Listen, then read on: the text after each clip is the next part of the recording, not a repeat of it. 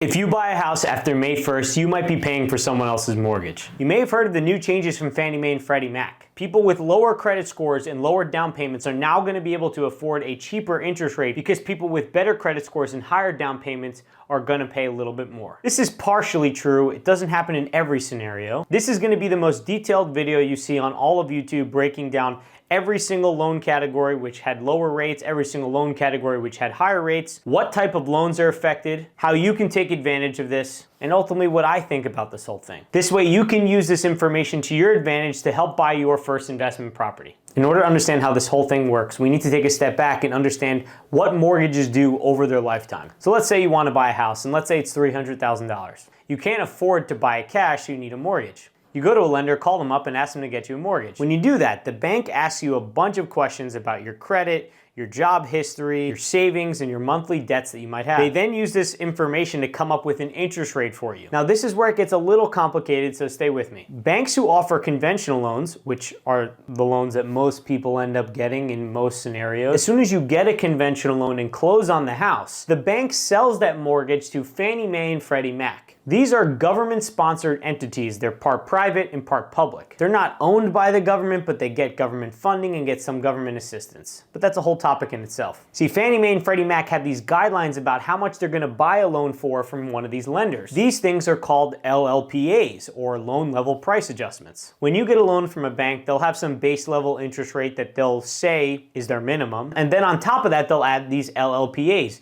because Fannie Mae and Freddie Mac are charging them the LLPAs and they pass the cost to you. So based on your credit score and how much you put down, you might have a slightly higher interest rate than someone else who might have a different credit score or a different down payment. And this is all because Fannie Mae or Freddie Mac might think that you are riskier than someone else. And if your loan is riskier, it's going to be harder for them to sell the loan to investors in mortgage-backed securities, which is what happens after Fannie Mae and Freddie Mac buy it. So for example, let's say you have a credit score in the 500s and you only have $10,000 to put down. You might seem riskier than someone who has a credit score in the 700s and has $100,000 to put down. So Fannie Mae and Freddie Mac are going to charge more from this loan to the lender in the form of PAs, or loan level price adjustments, and then they are going to increase your interest rate based on what Fannie Mae and Freddie Mac are going to charge them, because Fannie Mae and Freddie Mac need to make their money by selling the loans to investors. So to summarize this whole thing, you get a loan from a lender to buy a house. The lender asks Fannie Mae and Freddie Mac what their loan level price adjustments are.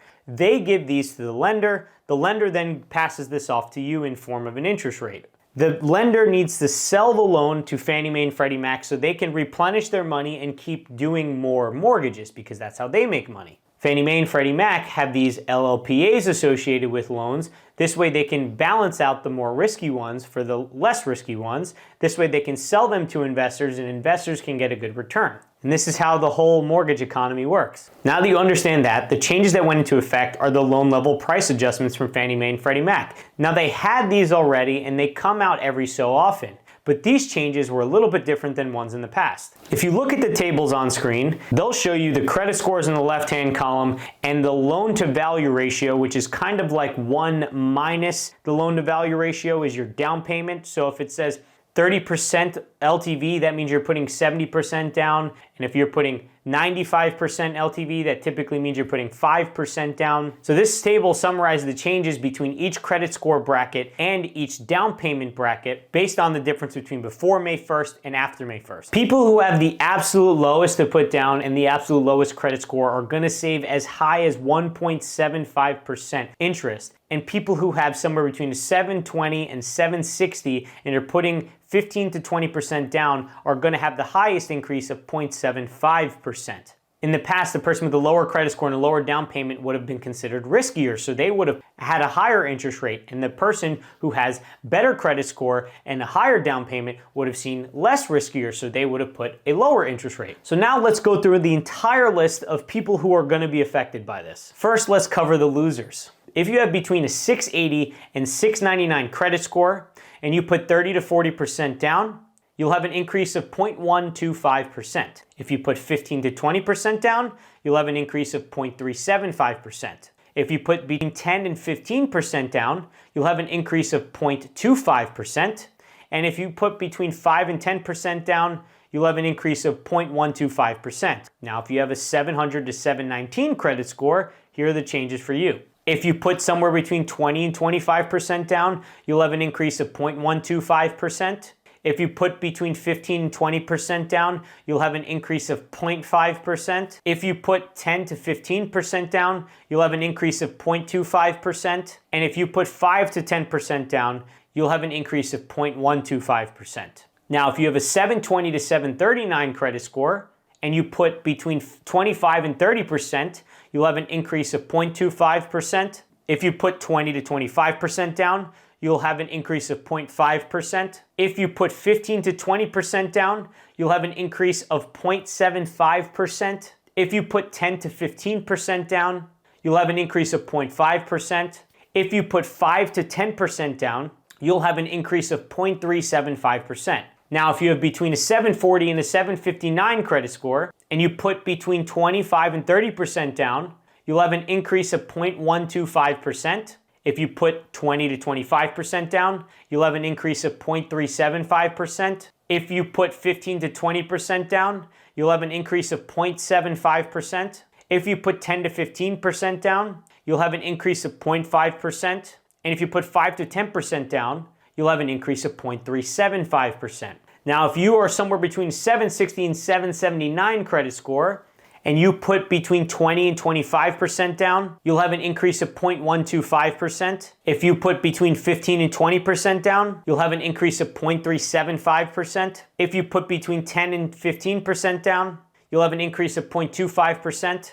And if you put between 5 and 10% down, you'll have an increase of 0.25%. And if you have a 780 or higher credit score, and you put between 15 and 20% down, you'll have an increase of 0.125%. So these were all the people who had higher interest rates. What about the people who got lower interest rates? Now, actually, every credit score category had lower interest rates, and we'll go over them right now. So if your credit is less than a 639, and you put more than 70% down on a property, you'll have a decrease of 0.5%. If you put between 40 and 70% down on a property, you'll have a decrease of 0.375%. If you put between 25 and 30% down on a property, you'll have a decrease of 0.875%. If you put between 20 and 25% down, you'll have a decrease of 0.25%. If you put between 15 and 20% down, you'll have a decrease of 0.375%.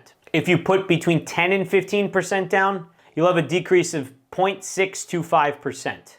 If you put between 5 and 10% down, you'll have a decrease of 1%. And if you put less than 5% down, you'll have a decrease of 1.75%. That's insane. Now, if you have between a 640 and a 659 credit score, and you put more than 70% down, you'll have a decrease of 0.5%. If you put between 40 and 70% down, you'll have a decrease of 0.125%. If you put between 30 and 40% down, you'll have a decrease of 0.5%. If you put between 25 and 30% down, you'll have a decrease of 1.25%. If you put between 20 and 25% down, you'll have a decrease of 0.75%. If you put 15 to 20% down, you'll have a decrease of 0.75%. If you put 10 to 15% down, you'll have a decrease of 0.75%. If you put between 5 and 10% down, you'll have a decrease of 0.875%. And if you put less than 5% down, you'll have a decrease of 1.25% interest. Now, if you have between a 660 and a 679 credit score, here's how your interest rate will be lowered. If you put between 30 and 40% down, you'll have a decrease of 0.25%. If you put between 25 and 30% down, you'll have a decrease of 0.875%. If you put between 20 and 25% down, you'll have a decrease of 0.875%. If you put between 15 and 20% down, you'll have a decrease of 0.625%. If you put between 10 and 15% down, you'll have a decrease of 5%. If you put between 5 and 10% down, you'll have a decrease of 0.625%. And if you put less than 5% down, you'll have a decrease of 1%. Now, if you have a 680 or higher, you have a lot less benefits, but here are some of the savings for you. If you have between a 680 and 699 and you put somewhere between 25 and 30% down, you'll have a decrease of 0.125%. If you put less than 5% down, you'll have a decrease of 0.375%. If you have between a 700 and 719 and you put anywhere between 30 and 40% down, you'll save about 0.125%. If you put between 25 and 30% down, you'll have a decrease of 0.125%. And if you put less than 5% down, you'll have a decrease of 0.625%. If you have somewhere between a 720 and 739 credit score, and you put less than 5% down, you'll have a decrease of 0.25%. If you have between a 740 and 759 credit score, and you put between 30 and 40% down, you'll have a decrease of 0.125%. And if you put less than 5% down, you'll have a decrease of 0.25%. If you're between a 760 and 779 credit score, and you put between 30 and 40% down, you'll have a decrease of 0.25%. And if you put less than 5% down, you'll have a decrease of 0.5%. And if you have a 780 or above credit, and you put between 30 and 40% down, you'll have a decrease of 0.25%. If you put between 25 and 30% down, you'll also have a decrease of 0.25%. If you put between 20 and 25% down, you'll have a decrease of 0.125%. And if you put less than 5% down with the 780 or higher credit score, you will have a decrease of 0.625%. Now, a few other categories in which they actually lowered the interest rate, which is going to be really good for us investors, is if you're trying to buy a 2 to 4 unit property, meaning a duplex, a triplex, or quadplex, which is really good for someone who's trying to house hack and just get started. And I like buying multifamilies too. They lowered the max rate from a 1% increase on every loan before May 1st to every loan after May 1st with a max of 0.625. And if you end up putting more money down, then you'll end up getting lower, as low as 0.375 increase instead of a 1% increase, which means now you'll get a lower interest rate and cheaper mortgage on a multifamily home than you would have if you got it afterwards. And then also one niche category, if you bought an investment property loan, typically in the past you would have to put a lot more money down, but if you decide to put more than 25% down, you'll be rewarded a little bit more here as well. You'll get a lower rate of 0.5%.